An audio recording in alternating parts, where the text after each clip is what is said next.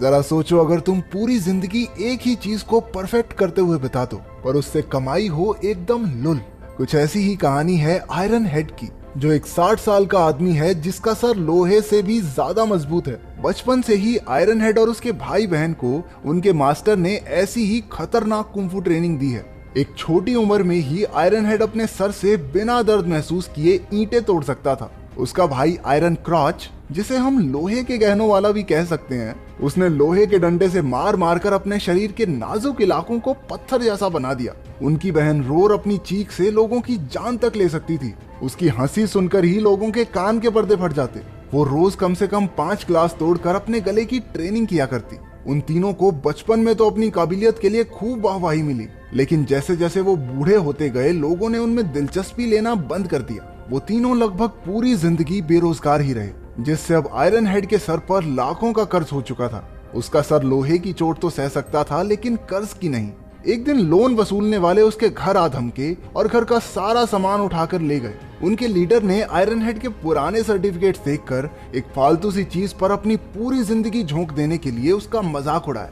अब वो अपनी जिंदगी से परेशान हो चुका था और उसे बदलना चाहता था। 60 साल की उम्र में वो नौकरी ढूंढने बाहर निकल गया। उसने सड़क पर कुछ छोटे मोटे गुंडों को आपस में पैसे बांटते देखा। इतने पैसे देखकर आयरन हेड हैरान रह गया और उसने भी उनके ग्रुप में शामिल होने की ठान ली। वो उनका पीछा करता हुआ उनके अड्डे तक जा पहुंचा।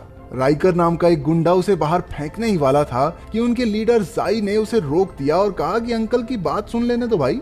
लेकिन जब उसे पता चला कि ये 60 साल का बुढ़ा उनके ग्रुप में शामिल होना चाहता है, तो वो जोर जोर से हंसने लगा। आयरन हेड ने उनसे अपनी ताकत दिखाने का एक मौका मांगा, लेकिन उन्होंने उसे बाहर भगा दिया। रात को आयरन हेड की बेटी उससे मिलने आई, लेकिन वो एक खुददार आदमी था जो अपनी बेटी से पैसे नहीं लेना चाहता था। अगली सुबह उसने फिर से जाई के गुंडों को सड़क पर देखा। वो जानबूझकर उनकी गाड़ी के सामने कूद गया। उन गुंडों ने उसे उठाया और पुलिस के लफड़े से बचने के लिए सीधा अपने अड्डे पर ले गए। उसका जज्बा देखकर आखिरकार जाई भी उसे एक मौका देने के लिए तैयार हो गया, लेकिन अपनी काबिलियत साबित करने के लिए आयरन हेड को एक जिद्दी आदमी से पैसे वसूल करने होंगे। वो इस चुनौती को स्वीकार करके उस आदमी को ढूंढने निकल गया। वो एक बड़ा बिजनेसमैन था जो अपने क्लाइंट के साथ एक रेस्टोरेंट में बैठा था। पहले तो आयरन हेड ने उसे आराम से पैसे वापस देने को कहा, लेकिन उस आदमी ने उसकी एक ना सुनी। इसके बाद आयरन हेड ने उसके खाने में थूक दिया। गुस्से में बिजनेसमैन ने उसके सर पर कांच की एक बोतल दे मारी, लेकिन पीछे हटने की बजाय आयरन हेड ने अपने ही सर पर वैसी 10-12 बोतलें और फोड़ डाली। उस बूढ़े आदमी की हालत देखकर आसपास के लोग बिजनेसमैन को कोसने लगे। इस पर शर्मिंदा होकर उसने आयरन हेड को अपना क्रेडिट कार्ड ही पकड़ा दिया। इस मुश्किल काम को पूरा करने के लिए जाई ने खुश होकर उसे 30% कमीशन दे दिया। उसके राइट हैंड राइकर को आयरन हेड की इतनी वाहवाही होती देखकर जलन होने लगी। उसने आयरन हेड के खिलाफ जाई के कान भरने की भी कोशिश की, लेकिन कुछ नहीं हुआ। अपने इस तरीके से आयरन हेड ने एक ही महीने में मोटा पैसा कमा लिया और उसका घर नई नई चीजों से भर गया। लेकिन उसने अपने काम का पता अपने लोहे के गहनों वाले भाई रोर और अपने मास्टर को नहीं लगने दिया, क्योंकि वो कभी भी उसे गुंडागर्दी नहीं करने देंगे। एक दिन उसे बाव नाम के एक आदमी से पैसे वसूल करने थे। उसने हमेशा की तरह अपना सर फोड़ा और बाव ने प्रेशर में आकर उसे अपने सारे पैसे दे दिए। उसके पास सिर्फ 30,000 युआन ही थे। आयरन हेड यही पैसे जाई के पास लेकर आया, लेकिन उसकी तरक्की से चिढ़े हुए राइकर ने कहा कि उनका रूल है कि वो आधे से कम पैसे कभी नहीं लेते। बाव ने उन्हें 3 लाख युआन देने थे और आयरन हेड सिर्फ 30,000 लेकर आया था। इस बात पर राइकर उसकी बेइज्जती करने लगा। गुस्से में आकर आयरन हेड ने भी 3 दिन के अंदर अंदर पूरे पैसे वसूलने का वादा कर दिया और शर्त रखी गई कि अगर वो पैसे ना ला पाया तो उसे अपनी जेब से वो सारे पैसे लौटाने होंगे। रात को घर लौटते वक्त राइकर ने अपने आदमियों के साथ उस पर हमला कर दिया और बाव के लोन के कागज भी फाड़ डाले। अब आयरन हेड के लिए बाव से पैसे लेना और भी मुश्किल हो गया था। वो घर पहुंचा ही था कि एक आदमी वहां उसे अपने लोन के पैसे लौटाने आ गया। आयरन हेड पैसे लेकर बहुत खुश हुआ, लेकिन तभी उसकी बेटी अपने पुलिस ऑफिसर पति के साथ वहां आ गई। उन्हें लगा कि वो आदमी आयरन हेड से कर्ज के पैसे वसूलने आया था, इसलिए उन्होंने उसे पैसे देकर जल्दी से भगा दिया। क्योंकि आयरन हेड उन्हें अपने काम के बारे में नहीं बताना चाहता था, इसी चक्कर में पैसे उसके हाथ से निकल गए। इसके बाद उसका दामाद एक घर में चोरी की तहकीकात करने गया। वो घर बाव का ही था और असल में उसी ने अपनी माँ के इलाज के पैसे अपना कर्ज चुकाने के लिए चुराए थे। उसने सबसे माफी मांगी और अपने परिवार से वादा किया कि आज के बाद ऐसा कुछ नहीं होगा। पुलिस वालों ने उनके परिवार की मदद के लिए कुछ पैसे दिए और वहां से चले गए। ये हमारे पुलिस वाले इतने अच्छे क्यों नहीं होते भाई।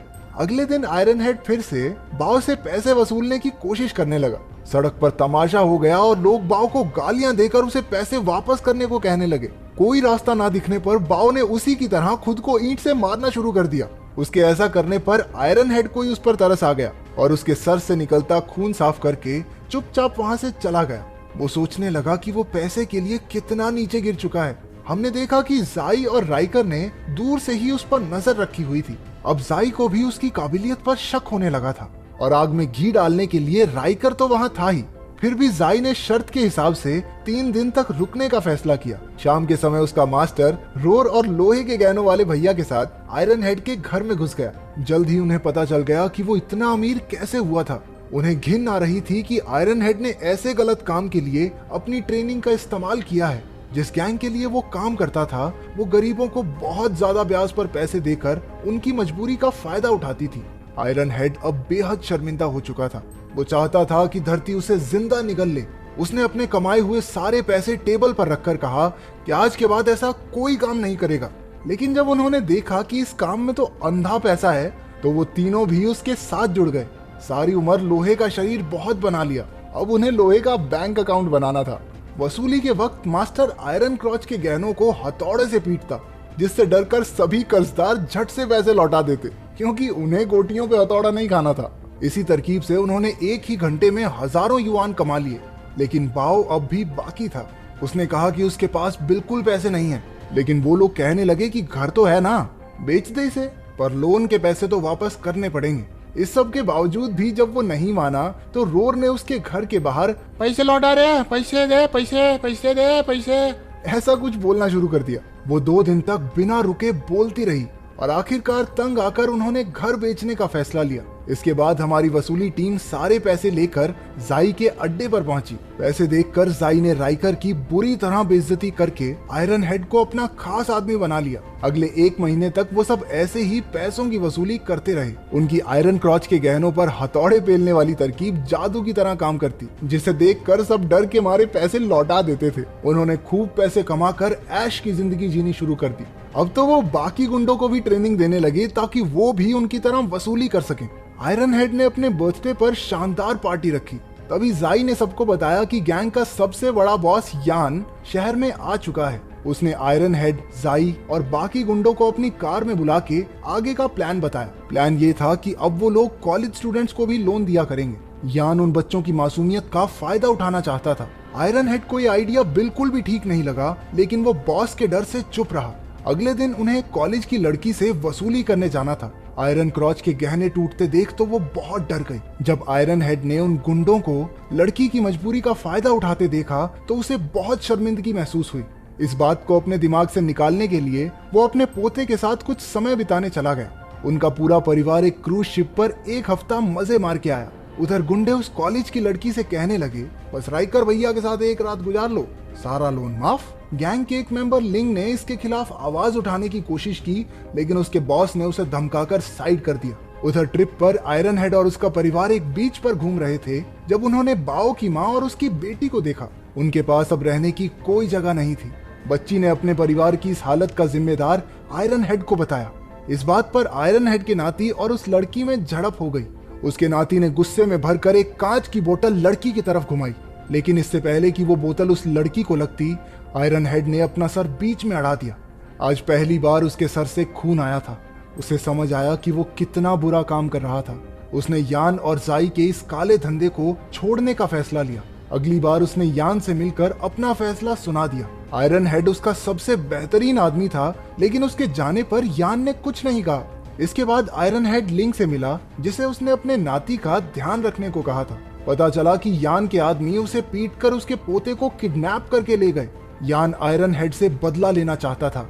गुस्से से भरा आयरन हेड अपने नाती के लिए सब कुछ दांव पर लगाने को तैयार था। उसने बाओ की माँ को भी पैसे भेजे ताकि वो अपने लिए घर ले सके। इसके बाद आयरन हेड की टीम यान के अड्डे पर बंदूकें लेकर पहुंच गई। इतने सारे हथियार देखकर सभी गुंडों ने सरेंडर कर दिया, पर ऐन वक्त पर रोर ने गलती से ट्रिगर दबा दिया, जिससे पता चल गया कि वो सारी बंदूकें नकली थी। इसके बाद गुंडों ने उनकी टीम को बंदी बनाकर उन्हें एक जवान लड़की की अश्लील वीडियो बनाने को कहा। यान जानबूझकर घिनौने काम करवा के उन्हें अपनी ही नजरों में गिराना चाहता था। आयरन हेड ने कैमरा पकड़ने से साफ इनकार कर दिया, जिसके बाद एक गुंडे ने उसके सर पर बंदूक तान दी। लेकिन इससे पहले कि वो गोली चलाता, पुलिस ने उनके अड्डे पर रेड मार दी। उन्हें गैंग के काले कारनामों का पता चल चुका था। आखिरकार पुलिस ने यान, जाई और सभी गुंडों को गिरफ्तार कर लिया। सारी लड़कियों को भी उनके चंगुल से आजाद करवाया गया। आयरन हेड भी इस काले धंधे को छोड़कर अपनी बेटी के पास रहने लगा।